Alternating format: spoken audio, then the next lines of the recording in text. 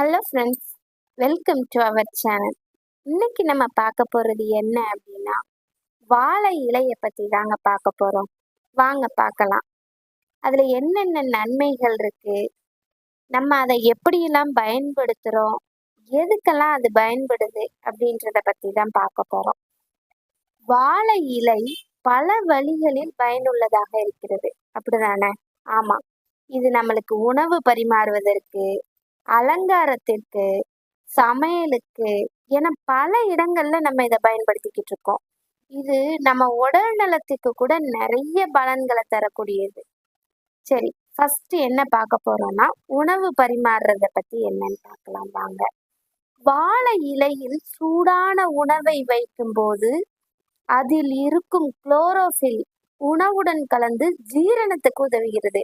நம்ம சாப்பிடக்கூடிய சாப்பாடை வாழை இலையில சுட சுட போட்டு சாப்பிடும்போது அதுல இருக்கக்கூடிய அந்த குளோரோஃபில் என்ன ஆகுதுன்னா வேதிவினை பிறந்து நம்ம சாப்பாடு வயிற்றுக்குள்ள போகும்போது என்ன ஆகுது, ஜீரண சக்தி அதிகரிக்கிறதுக்கு அது உதவுது. வாழை இலையில் சாப்பிடும்போது பசி நம்மளுக்கு அதிகமா தூண்டப்படுது.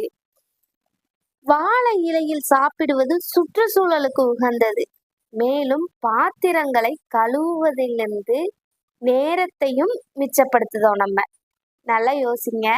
நம்ம வீட்டுல 2 பேரு 3 பேருனாலே வீட்டுல இருக்கக்கூடிய பெண்கள் என்ன பண்றாங்க, 3 நேரம் அட்லீஸ்ட் ஒரு நாளைக்கு 2 நேரமாவது நம்ம பாத்திரம் கழுவியே அதை பார்க்கும் போதே என்ன ஆயிடுது, ஐயோ பாத்திரம் கழுவுன்மேன்னு அதுலயே டைம் வேஸ்ட் ஆயிடுது. இப்போ நம்ம வீட்டுக்கு நிறைய கெஸ்ட் வந்திருக்காங்க அப்படின்னா வாழை இலையில பரிமாறும் போது நம்மளுக்கு பாத்திரம் சேவ் ஆகுது. சரி, இது ஒரு நேரம் நம்மளுக்கு மிச்சமாகுது. வாழை இலையில இருக்கக்கூடிய ஆன்டி ஆக்சிடென்ட்கள் என்ன பண்ணுது அப்படின்னா, நமக்கு புற்றுநோய் வராம தடுக்கிறதுக்கு அது ரொம்ப பெரிதா நம்மளுக்கு உதவிக்கிட்டு இருக்குது.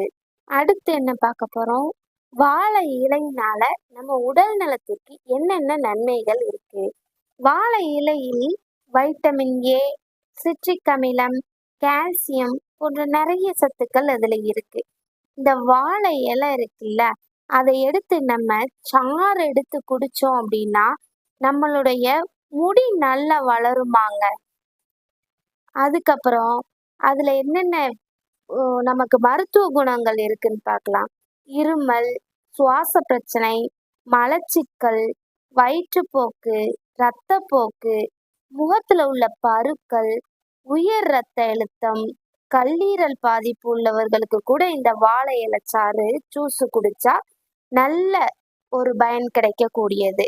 ஆயுர்வேதத்துல வாழை இலை குளிச்சோம் அப்படின்னா நம்ம உடம்புல இருக்கக்கூடிய நச்சுத்தன்மை, கொழுப்பு இதெல்லாம் நீக்கிறதுக்கு சிகிச்சைய கொடுக்கறதுக்கு இந்த வாழை இலைச்சாறை பயன்படுத்துறாங்களாம்.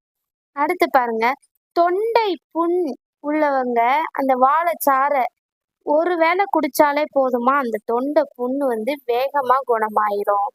அதுக்கப்புறம் பாத்தீங்கன்னா, நம்ம உடம்புல எங்கேயாவது காயம் எதுவும் ஏற்பட்டு எரிச்சலா இருந்துச்சு அப்படின்னா அந்த இடத்துல நம்ம வாழை இலைய அரைச்சு போட்டோம் அப்படின்னா நல்ல குணமாகும். ஒரு நாளைக்கு 2 அல்லது 3 இலைய அரைச்சு கட்டு போட்டோம்னா சீக்கிரம் சரியாயிரும். அதுல இருக்கக்கூடிய எரிச்சலும் குறையும். நம்ம சருமம் பளபளப்பாக இருக்கும் வாழை இலை சாறை குடிச்சோம் அப்படின்னா. உடம்புல அல்லது முகத்துல உள்ள சுருக்கங்கள், கரும்புள்ளிகள், தோல் எரிச்சல், இந்த மாதிரி முகப்பருக்கள் நிறைய நம்மளுக்கு இது தீர்வு தரக்கூடிய ஒண்ணா இருக்கும். அந்த வாழை இலைய அரைச்சு சாறு முகத்துல போட்டோம்னா நம்ம முகத்துல இருக்க பருள் எல்லாம் போயிடும். நல்ல ஈரப்பதமாவும் மென்மையாவும் இருக்கும். நல்ல தோல் நல்ல பளபளன்னு இருக்குங்க. வாழை இலையில சாப்பிடுறதுனால நம்மளுக்கு நோய் எதிர்ப்பு சக்தி அதிகமா இருக்குதாங்க. ரொம்ப முக்கியமான விஷயம், புற்றுநோய் வராம தடுக்கிறது வாழை இலை தானாங்க. நம்ம நிறைய நிகழ்ச்சிகள், சுக துக்கங்கள் எல்லா இடத்துலயும் வாழை இலை பரிமாறுறது நம்ம தமிழ்நாட்டுப்படி அது வழக்கமான ஒண்ணுதான். ஆனாலும் அதிகமா அந்த வாழை இலையை பயன்படுத்துங்க. நம்ம உடம்புக்கு ரொம்ப நல்லதை கொடுக்கக்கூடியதா. அதை வர வர நம்ம என்ன பண்றோம் பாரு, நாகரிகன்ற பேர்ல நம்ம அதை மாத்திட்டு பேப்பர் இலை அந்த மாதிரி யூஸ் பண்றோம். அதனால வாழை இலையில என்னென்ன நன்மைகள் இருக்குன்றத தெரிஞ்சுக்கோங்க. அதை அதிகமா பயன்படுத்துறது நம்மளுக்கு நல்லது. இப்படிக்கு உங்கள் ஞானப்பிரபா. தேங்க்யூ.